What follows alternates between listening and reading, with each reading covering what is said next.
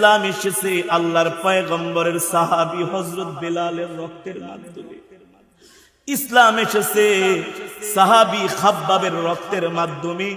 ইসলাম এসেছে চাচা আমির হামজার রক্তের মাধ্যমে। নবীজির সামনে নবীজির চাচা আমির হামজা যুদ্ধের ময়দানে শহীদ হয়ে গেলেন। কাফেরেরা এসে আমির হামজাকে এমন ভাবে তীর নিক্ষেপ করেছে, ক্ষান্ত হয় নাই।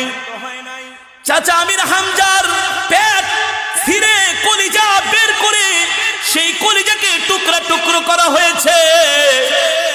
চাচা আমির হামজার কান কাটা হয়েছে, নাক কাটা হয়েছে ইসলামের জন্য। হযরত সুমাইয়া রাদিয়াল্লাহু